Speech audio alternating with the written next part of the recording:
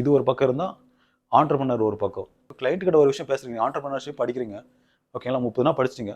இதில் கிளைண்ட்டுக்கிட்ட எவ்வளோ நீங்கள் சார்ஜ் பண்ணணும், அந்த கிளைண்ட்டோட ஸ்கோப் என்ன, லைக் அந்த ப்ராஜெக்டோட ஸ்கோப் என்ன.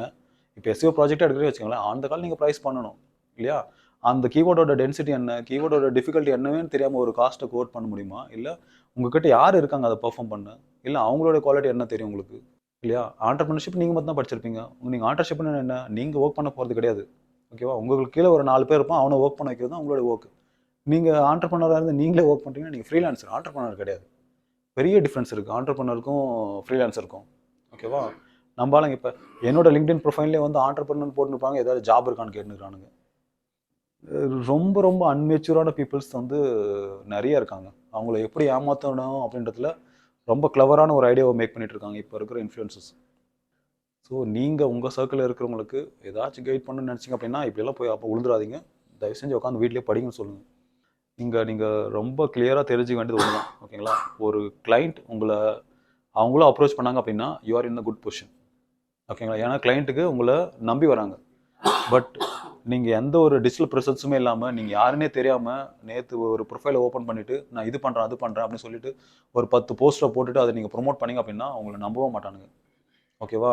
நான் உங்கள் மேலே இன்வெஸ்ட் பண்ண போகிறேன், எனக்கு வந்து ட்ரஸ்ட் ரொம்ப முக்கியம், ஓகேங்களா. அப்படியெல்லாம் யாருமே கிடையாது. இங்கே பக்கத்தில் இருக்கிற போண்டா விற்கிறவங்க கூட அவங்கள நம்ப மாட்டான், ரைட். அது எப்படி ஒரு கிளைண்ட் உங்களை நம்பி கொடுப்பாங்க? அதுதான் எனக்கு பெரிய ஒரு இந்த டெஸ்டிமோனியல்லாம் பார்த்தா எனக்கு ரொம்ப ரொம்ப இருக்குது. எவ்வளோ காசு கொடுத்து அந்த டெஸ்டிமோனியல்லாம் வாங்கியிருப்பானுங்க ஒன்று. ஆனால் தே ஆர் ஃபால்.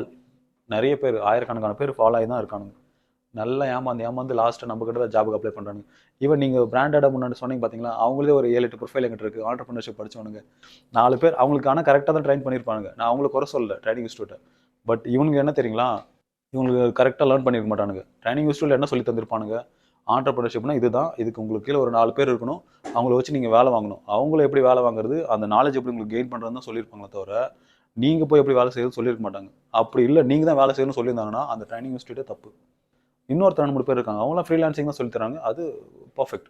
ஆனால் அதுலேயும் ஃபேக் தான் இருக்குது. அதிலலாம் ஒரு மாதத்துக்கு 2 லட்சம் சம்பாரிச்சேன், 3 லட்சம் க்ளோஸ் பண்ணேன்.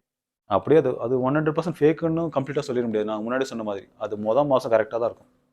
ஆனால் அதுவே 2வது மாதம் உங்களால் பண்ண முடியுமா, 3வது மாதம் பண்ண முடியுமான்றது தான் டவுட்டே, ஓகேங்களா. அந்த ஜோஷெல்லாம் ஒரு மாதம் தான். ஒரே ஒரு கிளைண்ட்டு ஒரு 10,000 ரூபாய் தராமல் அடுத்த மாதம் நீங்கள் வந்து ஊட்டம் நடத்த முடியாமல் இருந்தீங்கன்னு வச்சுக்கோங்க, உங்களோட டெய்லி ஃபினான்ஸ். இப்போ நீங்களே பிஜியில் இருக்கீங்க, அடுத்த மாதம் இந்த அமௌண்ட்டை நம்பி தான் இருக்கீங்க, கிளைண்ட்டு போடலன்னு நீங்கள் எவ்வளோ சஃபர் ஆவீங்க, ஓகேவா. அதுக்கப்புறம் நீங்களும் பைக்கை வாடகைக்கு எடுத்துகிட்டு டன்சோவோ இல்லைனா ஜொமேட்டோவோ தான் ஓட்டிகிட்டு இருக்கணும். இந்த சுச்சுவேஷனுக்கு தான் அவங்க. ஏன்னா எந்த ஃபேமிலியிலையும் உங்ககிட்ட 2 லட்சம் 3 லட்சம் கொடுத்துட்டுலாம் வீட்டில் உட்காந்துங்க உங்கள் அக்கௌண்ட்டில் போடுறாங்களா? எல்லாரும் அப்பா கிட்ட அம்மா கிட்ட பேக்கெட் பண்ணி வாங்கிட்டு மாதத்தை ரன் பண்ணுறவங்க தானே இல்லையா. யாரும் அப்பா 2 லட்சம் கொடுத்துட்டு இதை வச்சு நீ ஓட்டி காட்டானலாம் கொடுக்க போதில்லை, ஓகேங்களா. எண்ட் ஆஃப் த டே எல்லாரும் காலேஜை முடிச்சு அடுத்து ஒரு வருஷம் 2 வருஷம் வேஸ்ட் பண்ணிவிட்டு ஏதோ நம்மளுக்கு வேலை கிடைக்கல ஏதாச்சும் ஒன்று பண்ணலான்னு தான் வந்திருக்காங்க. இங்கே ஏமாறுறவங்க எல்லாமே அந்த கேட்டகரியில் இருக்கவங்க தான், எல்லா ஏஜ் பார் ஆனவங்க தான், ஓகேவா. யாரெல்லாம் 27க்கு மேலே இருக்காங்களோ அவங்க எல்லாமே அங்கரா இருக்காங்க. ஏதாச்சும் ஒரு வேலைக்கு போகணுன்னு தான் வராங்களே தவிர ஒரு ஒரு பேஷனாக நான் இந்த ஜாபுக்கு போகணுன்னாலாம் வரதில்லை, ஓகேங்களா. அப்படி யாரெல்லாம் காலேஜ் முடிச்சு 23 வயசில் இந்த டிஜிட்டல் மார்க்கெட்டிங் இண்டஸ்ட்ரி நான் படிக்கிறது வரேன் எனக்கு இன்ட்ரெஸ்ட் இருக்குன்னு வராங்களோ அவங்க சக்ஸஸ் ஆயிடுவாங்க. பட் யாரெல்லாம் ஏஜ் பார் ஆகி வராங்களோ அவங்க வந்து கண்டிப்பாக ஒரு 50-70% சக்ஸஸ் ஆகிறதுக்கு சான்ஸே இல்லை. ஏன்னா அவங்க ஆல்ரெடி எவ்வளோ எக்ஸ்பெரிமெண்ட் பண்ணுமோ அவ்வளோ பண்ணிவிட்டு இங்கே ஒரு ஸ்டேட்டுக்கு வந்திருக்காங்க. இங்கே அவங்களுக்கு எவ்வளோ கமிட்மெண்ட் இருக்குது தெரியுங்களா. ஒரு மாதம் லைக் அந்த ஏஜில் கல்யாணம் பண்ணணும் இல்லையா. கல்யாணம் பண்ணுறது எவ்வளோ பெரிய விஷயம். அதுக்கு உங்ககிட்ட குறைஞ்ச ஒரு 7-8 லட்சமாச்சு இருக்கணும் ஒரு ஆம்பளை பையனா இல்லையா. அது எவ்வளோ பெரிய தலைவலி. அது கூட பரவாயில்ல, கையில் நீங்கள் காசு கூட வச்சுருப்பீங்க, ஃப்ரீலான்ஸ் பண்ணி ஒரு 8 லட்சம் வச்சுருக்கீங்க. உங்களை நம்பி ஏதாச்சும் ஒரு பேங்க்கில் லோன் தருவான்னு நினைக்கிறீங்களா? ஃப்ரீலான்ஸருக்கு சேலரி கொட்ட இல்லாமல் நீங்கள் 10,000 ரூபாய் லோன் வாங்க முடியாது எந்த பேங்க்லையும், யாரும் தரமாட்டான். அதுவே நீங்கள் ஒரு 15 நீங்கள் வெளியே பார்த்தீங்களா 15,000 ரூபாய் சேலரி இருந்தால் போதும், பர்சனல் லோன் தரன்னு போட்டு வச்சிருப்பானுங்க. சேலரி அக்கௌண்ட்டாக இருக்கணும், ஓகேவா. ஒரு கிரெடிட் கார்டு கொடுக்க மாட்டானு உங்களை நம்பி ஃப்ரீலான்ஸருக்கு. இல்லை நீங்கள் பொண்ணு பார்க்குற இடத்துல இந்த வேலை தான் பார்க்குறேன் நீங்கள் சொல்கிறது ஒரு வேலை வேணும் இல்லையா. ஃப்ரீலான்ஸர்ன்றது வேலையே கிடையாது. எப்போ உங்களுக்கு வேலை வருதோ வரல சும்மா உட்காந்துக்கிற மாதிரி தான் அது. இன்ஃப்ளூயன்சருக்கு இருக்குது, அது ஒரு ஸ்டாண்டர்ட் சேலரி தான். இப்போ நாங்களே இன்ஃப்ளூயன்சர் அப்படின்னு வச்சுக்கோங்க, நாங்கள் ஒரு பிளாட்ஃபார்ம் டிபெண்ட் தான் இருக்கோம், ஓகேங்களா. நான் இப்போ யூடியூப் சேனல் வச்சுருக்காங்க, 5 மில்லியன் இருக்குது. ஏதாச்சும் ஒரு எட்வர்ட் பண்ணிங்க கவர்மெண்ட் பிளாக் பண்ணி போட்டானுங்க, இல்லை யாராச்சும் ரிப்போர்ட் பண்ணாலும் முடிஞ்சு போச்சு உங்கள் salary. 23 is the right age. 22ல் நீங்கள் இன்ஜினியரிங் முடிக்கிறீங்க இல்லைன்னா டிகிரி முடிக்கிறீங்க அப்படின்னா ஒரு வருஷம் உங்களுக்காக எடுத்துக்காங்க, spend whatever you want. அந்த ஒரு வருஷம் அதில் நீங்கள் காலேஜ் படிக்கும் போதே இதை நீங்கள் ஸ்டார்ட் பண்ணிட்டீங்க அப்படின்னா அடுத்த 10 வருஷத்தில் உங்களை யாரும் டச் கூட பண்ண முடியாத இடத்துல நீங்கள் இருப்பீங்க.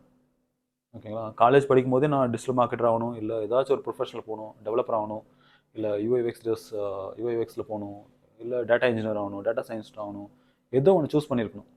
ஒரே ஒரு ரோலை சூஸ் பண்ணிவிட்டு அதுக்கப்புறம் நீங்கள் படிக்க ஆரம்பிச்சிருந்தீங்க அப்படின்னா you will be in the great place after 10 years. உங்களை யாரும் டச் பண்ண முடியாது. 27 இயர்ஸில் நீங்கள் மேரேஜ் பண்ணலாம் கரெக்டாக வித் 1.5 lakhs to 2 lakhs.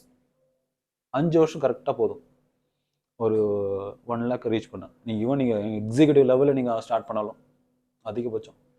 இதுவே நீங்கள் வந்து நல்ல குவாலிஃபைடாக இருக்கீங்க, நல்ல நாலேஜாக இருக்கீங்க அப்படின்னா ஒரே 2 கம்பெனியில் உங்களால் அதை ஹையர் பண்ண முடியும். 3 வருஷத்தில் நீங்கள் 1 லட்சத்தை ரீச் பண்ணலாம். அதுதான் நீங்கள் ஜாயின் பண்ணுற கம்பெனி அவங்க எந்த மாதிரியான கிளைண்ட்டுக்கு சொல்யூஷன் தராங்க அப்படின்றத பொறுத்து உங்களுக்கு சேலரி. நான் முன்னாடி சொன்ன மாதிரி நீங்கள் கம்பெனி சூஸ் பண்ணுறதுல ரொம்ப கேர்ஃபுல்லாக இருக்கணும். அவங்க எந்தெந்த மாதிரியான கிளைண்ட்டை ஒர்க் பண்ணுறாங்க. நீங்கள் இது இன்டர்வியூ கொஸ்டின் நீங்களே கேட்கணும். நீங்கள் எந்தெந்த மாதிரி கிளைண்ட்லாம் வச்சிருக்கீங்க, எவ்வளோ சார்ஜ் பண்ணுறீங்க, இதெல்லாம் நீங்கள் கேளுங்க. ஏன்னா எனக்கு என்னோட ஸ்கில் அப்கிரேட் பண்ணலாம் தான் இங்கே வந்திருக்கேன். இங்கேயும் என்னோட பழைய கம்பெனியில் இருக்கிற அதே ப்ராஜெக்ட்டை நீங்கள் பண்ணிட்டு இருந்தீங்கன்னா நான் இதுக்கு இங்கே ஜாயின் பண்ணணும். You will be very transparent. நீங்கள் இந்த கொஸ்டினை கேட்டே ஆகணும். அவங்க 1 மணி நேரம் எடுத்துக்கணுங்களா, நீங்கள் 1 மணி நேரம் அவங்களுக்கு எடுத்துக்கணும் நீங்கள் சூஸ் பண்ணுறதுக்கு. ரைட்? ஏன்னா நீங்கள் குவாலிஃபைடாக இருந்தீங்கன்னா நீங்கள் கண்டிப்பாக அவங்க செலக்ட் பண்ணுவாங்க. அந்த மாதிரி நேரத்தில் நீங்கள் கண்டிப்பாக அந்த கொஸ்டினை கேட்கணும். நீங்கள் என்ன தெரியுங்களா அங்கே பிரச்சனை? எப்போ எல்லாரும் நாங்கள் கொஸ்டின் கேட்கறது நிற்போம், வெளியே எழுந்து ஓடுவோன்றதான் இருக்குது. சீரியஸாக இந்த கொஸ்டின் தான் இருக்குது.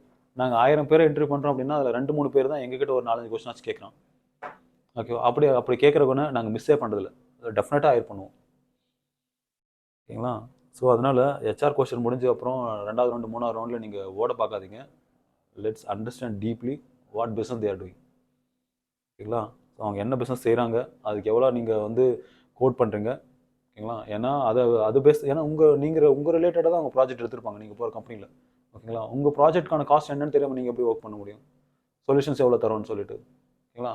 அவங்க டீ கடை கூட பண்ணிட்டு இருக்கலாம், அதே மாதிரி ஒரு ஏஐ கம்பெனிக்கு பண்ணிட்டு இருக்கலாம். ரைட்? இப்போ ஏஐ கம்பெனி அப்படின்னா you are a good place.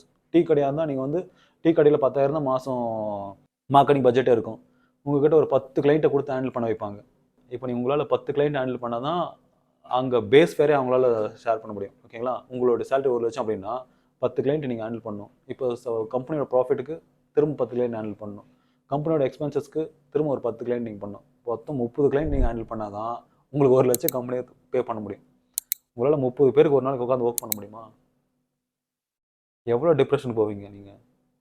So choose பண்ணுற கம்பெனி ரொம்ப ரொம்ப இம்பார்ட்டன்ட். ஏன்னா இங்கே 1 லட்சம் தராங்கன்னு சொல்லிட்டு நீங்கள் வந்து சின்ன சின்ன ப்ராஜெக்ட்ஸ் ஒர்க் பண்ணிட்டு இருக்காங்க, அந்த கம்பெனியில் போய் ஜாயின் பண்ணிட்டீங்க அப்படின்னா அடுத்த கம்பெனி போகும்போது நீங்கள் பெரிய கம்பெனி சூஸ் பண்ண முடியாது. ஏன்னா நீங்கள் என்ன எக்ஸ்போஷர், உங்களுக்கு என்ன நாலேஜ் இருக்கும், அந்த சின்ன கம்பெனிக்கான ஸ்ட்ராட்டஜி தான் இருக்கும். ஓகேவா? அந்த ஸ்ட்ராட்டஜிக்கு அவங்க எதுக்கு அவ்வளோ உங்களுக்கு இப்போ நீங்கள் குறைஞ்சது 30-40% ஹைக் தரணும். அடுத்த கம்பெனி போனீங்க அப்படின்னா 1 லட்சம் வாங்குறீங்க அப்படின்னா நாங்கள் 1,40,000 இல்லை 1,50,000 உங்களுக்கு கொடுக்கணும் அப்படின்னா நீங்கள் டீ கடைக்கு ஸ்ட்ராட்டஜி போட கொடுக்க மாட்டோம். ஓகேங்களா? ஸோ டீ கடைக்கு நான் திரும்ப உங்களுக்கு கொடுக்கணும். அப்போ எத்தனை ப்ராஜெக்ட் நீங்கள் பண்ணணும்? அப்போ நீங்கள் 55 ப்ராஜெக்ட் நீங்கள் ஹேண்டில் பண்ணணும். ஸோ இதுதான் மல்டிப்ளை. உங்களுக்கு என்ன சேலரி இருக்கோ அதை 3 மடங்கு நீங்கள் கம்பெனிக்கு தரணும். ஒன்று எக்ஸ்பென்சஸ்க்கு, ரெண்ட் இருக்குது, எவ்வளோ விஷயம் இருக்குது தெரியுங்களா? ஒரு கம்பெனி ரன் பண்ணணும்னா ப்ராஃபிட் இல்லாமல் நாங்கள் எதுக்கு இவ்வளோ இன்வெஸ்ட் பண்ணி இங்கே உட்காந்துட்டு இருக்கணும்? எதுக்கு நாங்கள் இவ்வளோ நேரம் கத்தின உட்காந்துக்கணும்? ஒரு பிஸ்னஸோட அல்டிமேட் மோட்டோவே மணி மேக்கிங் தான். எங்கள் ரிலேஷன்ஷிப் பில்ட் பண்ணுறதுக்காகலாம் நாங்கள் வரல. எல்லா பிஸ்னஸும் அவங்க போட்டிருக்கிற அமௌண்ட் ஒரு 50 லட்சம் போடுறாங்க அப்படின்னா they have to make money. நீங்கள் வந்து இங்கே உட்காந்துட்டு இருக்கீங்க அப்படின்னா you have to make money. உங்களுக்கு மணி இன்டென்ஷன் இல்லாமல் இந்த கம்பெனியை க்ரோ பண்ணணும்னு ஏதாச்சும் 1% இன்ட்ரெஸ்ட் இருக்குது உங்களுக்கு? எனக்கு மணியெல்லாம் வேண்டாப்பா, இந்த கம்பெனியை நான் வளர்த்து கொடுக்கணும், இது அங்கே எடுத்துகிட்டு போய் வச்சிடணும் அப்படின்னு ஏதாச்சும் உங்களுக்கு கோல் இருக்கா? அதே தான், 0% எங்கள் மைண்டில் இல்லை. உங்களை வளர்த்து விடணும், உங்களுக்கு அடுத்த வருஷம் 1 லட்ச ரூபா சம்பளம் தர மாதிரி உங்களை மாற்றணும் அப்படிலாம் எங்களுக்கு 1% கூட கிடையாது. We are paying money, you do 8 hour work. ஓகேங்களா? எங்களுக்கு 8 மணி நேரம் நாங்கள் கொடுக்குற வேலையை பார்த்துட்டு நீங்கள் பாட்டுக்கு போயிட்டே இருங்க. எதுவும் எதிர்பார்க்காதீங்க எங்ககிட்ட. நாங்களும் உங்ககிட்ட ராயலாக எதிர்பார்க்கவே மாட்டோம். இது நாங்களே இல்லை, நான் எல்லா கம்பெனியும் ரெப்ரசென்ட் பண்ணி தான் சொல்கிறேன். ஓகேவா? ஸோ ராயல்ட்டி நீங்கள் கம்பெனி சைடு எதிர்பார்க்காதீங்க, நாங்களும் உங்கள் சைடு எதிர்பார்க்கல, இனிமேல் எதிர்பார்க்கவே முடியாது யாரையும். இது நான் முன்னாடியே சொன்னது தான். நீங்கள் இதை 23 ஸ்டார்ட் பண்ணீங்க அப்படின்னா இது நீங்கள் நினச்ச மாதிரியே ரொம்ப ரொம்ப ஃபைனஸ்ட் வருஷனாக ஒரு 30 வயசில் நீங்கள் இருப்பீங்க. ஏன்னா நீங்கள் ரைட் ஸ்டெப்பை ரைட் ஏஜில் வச்சிட்டிங்க அப்படின்னா நல்லாயிருக்கும். இது நீங்கள் ஏஜ் பார் ஆகி நீங்கள் அதை கேரி பண்ணுறதுக்காக ஒரு சீக்கிரம் ஓடணும்னு நினைக்கிறீங்க பார்த்தீங்களா? சீக்கிரம் ஓடனா அவ்வளோதான், நீங்கள் உழுந்து போயிருங்க. எவ்வளோ நேரம் ஓட முடியும்? யாரும் இங்கே உசேன் போல்ட் இல்லை இல்லையா? இப்போ இங்கே வந்து ஒரு ½ டே படிக்கிறீங்க அப்படின்னா அதுக்கப்புறம் போயிட்டு குறைஞ்சி நீங்கள் ஒரு 10 மணி நேரம் ஆச்சு நீங்கள் லைக் நைட்டு ஒரு 10 மணி ஆச்சு நீங்கள் இதில் ரிசர்ச்சில் தான் இருக்கணும். ஓகேவா? நான் சொன்னது மட்டும் பண்ணால் போதும்னு நினச்சிங்க அப்படின்னா எண்ட் ஆஃப் த டே நீங்கள் you are going to fail. நான் இப்போயே உங்களுக்கு சொல்லிடுறேன். ஓகேவா? நான் சொன்னதுக்கு பதிலாக இன்னும் ஒரு 4 விஷயம் நீங்கள் பண்ணிட்டு வந்தீங்க அப்படின்னா, சார் இந்த இண்டஸ்ட்ரிக்கு நான் இப்படி எடுத்திருக்கேன், இதை பண்ணலாமா, சரியாக இருக்குமான்னு நீங்கள் ஒரு கொஸ்டினோடு நீங்கள் வரல அப்படின்னா, நான் சொல்கிற 30 மட்டும் நீங்கள் பண்ணீங்க அப்படின்னா இட் ஒன்ட் ஒர்க். சீரியஸாக சொல்கிறேன், இது ஒர்க் ஆகும், பட் நீங்கள் ப்ரோ ஆக மாட்டீங்க. நீங்கள் பெஸ்ட்டாக இருப்பீங்க. பெஸ்ட்டுக்கும் ப்ரோவுக்கும் ஒரு வித்தியாசம் இருக்கு இல்லையா? இப்போ 100 பேரில் ஆவரேஜாக 90 பேர் இருப்பான், 5 பேர் பெஸ்ட்டாக இருப்பான், 5 பேர் ப்ரோவாக இருப்பான். இப்போ யாருக்கு நீங்கள் கொடுப்பீங்க ஜாபு? ஸோ நீங்கள் அந்த 5 பேரில் ப்ரோவாக இருக்கணும் அப்படின்னா ஸ்பெண்ட் எக்ஸ்ட்ரா 5 hours. நீங்கள் வந்து எப்படி இருக்குன்னா கரடி மாதிரி இருக்கணும். இன்னும் ஒரு 6 மாதம் கழிச்சிங்களா கருப்பாக இருக்கணும். ஓகேங்களா? அந்த ரேஞ்சுக்கு இருந்தீங்க அப்படின்னா நீங்கள் வந்து கரெக்டான எஃபர்ட் போட்டிருக்கீங்கன்னு அர்த்தம். இல்லை நீங்கள் ஃப்ரெஷ்ஷாகவே இருக்கீங்க அப்படின்னா தட் இஸ் சம்திங் லேக்கிங். ஏன்னா நாங்கள் பார்க்குற ஐடியில் மேபி ஒரு 5 வருஷம் 6 வருஷம் எக்ஸ்பீரியன்ஸ் இருக்கிறவங்க நாங்கள் ஹையர் பண்ணுறோம் இல்லையா? யாரெல்லாம் ப்ரோவாக இருக்கானோ அவங்க எல்லாம் கருப்பாக தான் இருக்குது கண்ணு. சீரியஸா அது ஒரு ஐடென்டிஃபிகேஷனே நாங்கள் வச்சுருக்கிறோம். இப்போ ஒரு 5 வருஷம் எக்ஸ்பீரியன்ஸ் எடுக்கிறவனா அவன் கரடி மாதிரி தான் இருக்கணும். எனக்கு கரடினா என்ன கரடி? இது பாண்டா கரடியா? பாண்டா. ஓகேவா? இன்னைக்கு போதும்.